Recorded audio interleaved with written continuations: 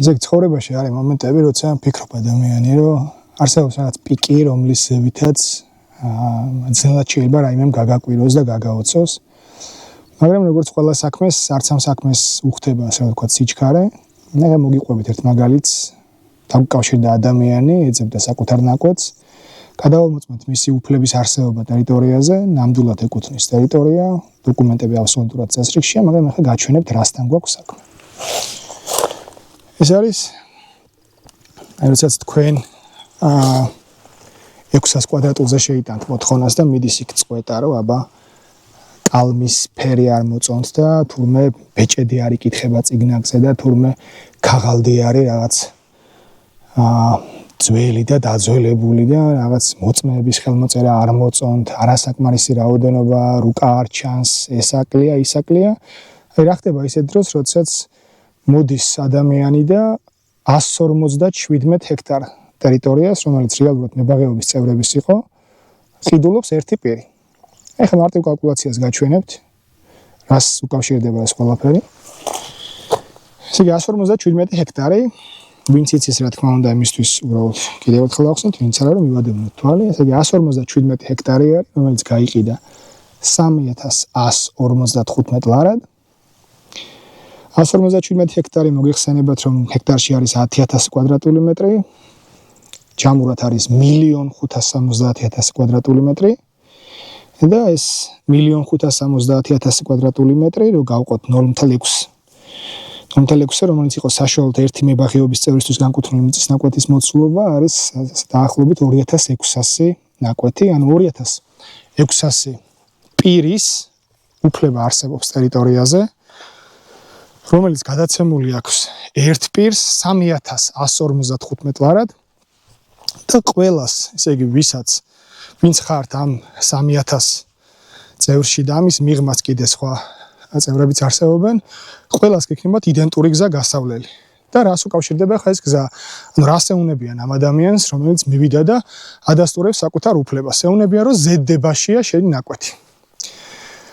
ეხლა ზედება შეიძლება ბუნებრივიც იყოს, ხო, ვიღაცამ შემოიტანა მოთხოვნა, რაღაც არასწორად დაარეგისტრირა, შეიყვანა მარეგისტრირებელი შეცდომაში, მაგრამ მარეგისტრირებელი იმიტომ არის პასუხისმგებელი ამ რეგისტრაციებზე, რომ თუ არასწორად რაღაც არის დარეგისტრირებული, მე კი არ უნდა გამოვასწორო არასწორი რეგისტრაცია, რომელიც ვადასტურებ, რომ უფლება ჩემი იყო. არამედ ეს უნდა გამოვასწოროს იმან, ვინც დაუშვა ეს შეცდომა.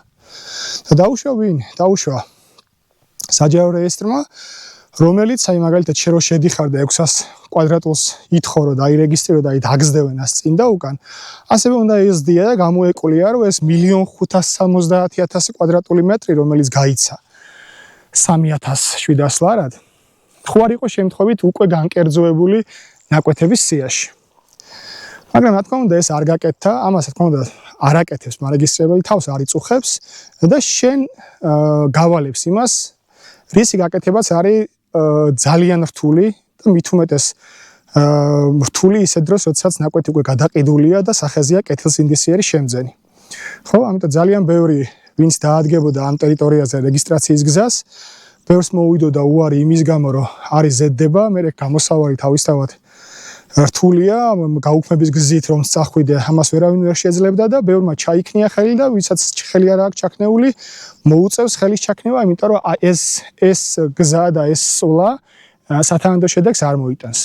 და შედეგის მომტანი რაც შეიძლება იყოს, არის ბუნებაში ორი შესაძლო განვითარება მოვლენების და ერთი არის მოთხოვნა სანაცვლო ფართის, რომ თუ დაუშვი შეცდომა, აბატონო გამოასწორე და აქ არის ბევრი ისეთი ტერიტორია, რომელიც ჯერ კიდე სახელმწიფო საკუთრებაშია და არაა განკერძოებული და შეუძლია მარეგისტრირებელს შეცდომით გაყიდულის მაგივრად მოგცეს სხვა ტერიტორია, ან შეგიძლია დააყენო მოთხოვნა, რომ ამინაზღაურეს ზიანი, რომელიც უდრის ნაკვეთის დღევანდელ ღირებულებას. და ყველა ამ პირს, ვინც იყო აქ მოსულიც, ეცადა რეგისტრაციას და უარი უთხრეს, ან ვისაც სურვილი გაქვთ მომავალში დააყენოთ ეგ მოთხოვნები, ყველას შეგიძლიათ და ყველას გირჩევდით, რომ აუცილებლად დააყენოთ მოთხოვნა ამ ფორმით, რომ გქონდეთ შანსი, რომ თუნდაც იმ შედეგს მიაღწიოთ, რასაც ნაკვეთის გაუქმება ქვია. იმიტომ რომ სხვა შემთხვევაში თუ მარეგისტრირებელი ვერ იგრძნობს საფრთხეს და ზიანის ანაზღაურების საფრთხეს, სხვაგვარად ეს რეგისტრაცია არ გაუქმდება და არ აუქმებს. ამის დასტური არის ის პასუხები, რაც მოგდით თქვენ, რომ აი თითქოს თქვენ უნდა წახვიდეთ და თქვენ უნდა გააუქმოთ საჯარო რეესტრის მიერ არასწორად რეგისტრირებული მიწის ნაკვეთი.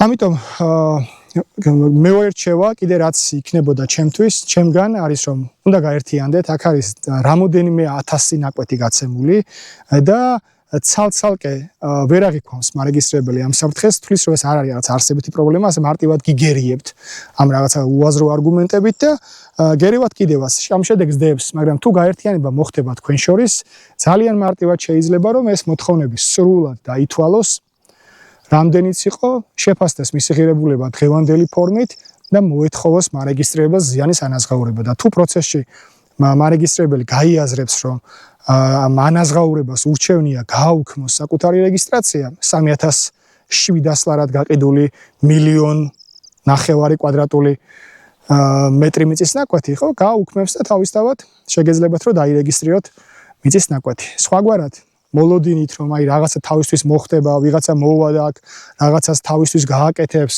უფასოდ მით უმეტეს არ მოხდება. უფასოდ ეს ყველაფერი მოხდება მხოლოდ თქვენი ბრძოლის და გაერთიანების შედეგად.